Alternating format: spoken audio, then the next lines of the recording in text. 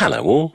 In a previous video I looked at the history of the nursery rhyme London Bridge is Falling Down. If you don't know the rhyme, it goes like this. London Bridge is falling down, falling down, falling down. London Bridge is falling down, my fair lady.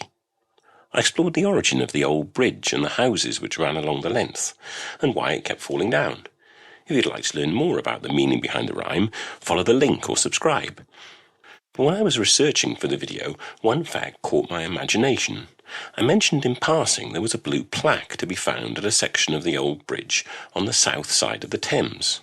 It's attached to the tunnel beside the steps on the left side of this picture of the remnants of the bridge which was constructed by Sir John Rennie in 1831. By the middle of the 20th century it was decided that Rennie's bridge was too narrow for the increased traffic flow and was replaced with this brutalist carbuncle we see today. Most of Rennie's bridge was sold to an American entrepreneur, dismantled and transported to America to be reassembled in Havasu City in Arizona, where it stands today. The small section which remains is, according to the plaque, called Nancy's Steps, on account of this was a location in Charles Dickens' novel Oliver Twist, when Nancy was murdered by Bill Sikes. Quite a few things caught my eye about this. First, Dickens set the novel just prior to the building of Rennie's bridge. By this point, the medieval bridge had seen some changes. The old houses had been removed, because the bridge kept falling down. Second, while Dickens does reference the bridge in the novel, Nancy wasn't murdered on these steps. In fact, she was attacked and killed by Bill Sikes in her lodgings. The reference to the steps and the murder is used as a backdrop in the musical feature film Oliver. So now the alarm bells were really ringing. Next, I always thought that the blue plaques commemorated real people and their association with specific places, as in this case Vincent van Gogh lived here. But then I mused, I'm not actually from London, and I'm also not on the English Heritage Blue Plaque Committee. Maybe they've changed the rules to make it more fun.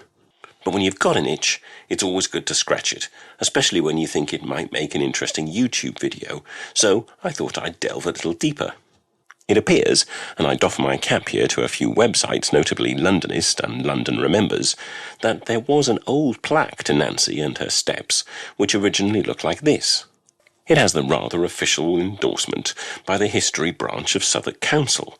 However, this plaque seems to have been taken down sometime before 2012. There was then a period when there was no plaque, and people were seemingly happily using the steps oblivious to the pseudo-history all around them. But then in around 2020 a new blue plaque appeared, but again with the erroneous tale of Nancy. But it looks really official, doesn't it? Someone's clearly taken the time and money to design the plaque, have it made, and, one would assume, get planning permission to put it up. I would have thought this was Southwark Council, given the reference on the old plaque.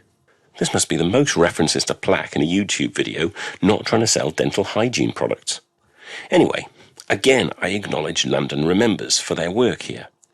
Emails were sent to the Heritage Department to Southwark Council, communications exchanged, and it appears the good people of the borough have nothing to do with the erection of the new plaque. I suppose the clue is that their name doesn't appear on this new version, so the plot thickens. Apparently, the City of London Corporation manages London Bridge from the very impressive Guildhall. Indeed, an interesting sideline is that one of the reasons there was only one crossing over the Thames between the 13th and 18th century was because of the power of the corporation blocking other plans. Anyway, was it the City of London Corporation which put up the plaque? Again, apparently not. So who did?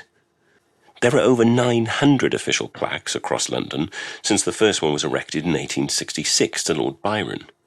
They're not always round, they're not always blue, but the organisation which erects them is almost always included, given the fact they pay for it.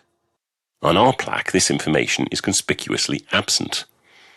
And here, for now, our investigation runs cold.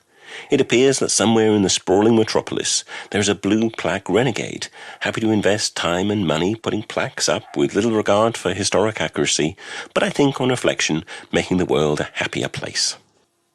There are actually quite a few examples of civic authorities erecting notice boards linking their town or city to a nursery rhyme, sometimes on rather flimsy evidence. I'm looking at you, Visit Gloucester Twitter feed. Well, I hope you enjoyed this slight detour from my usual fare. If you did, please do leave a like and think of subscribing. In the meantime, bye for now.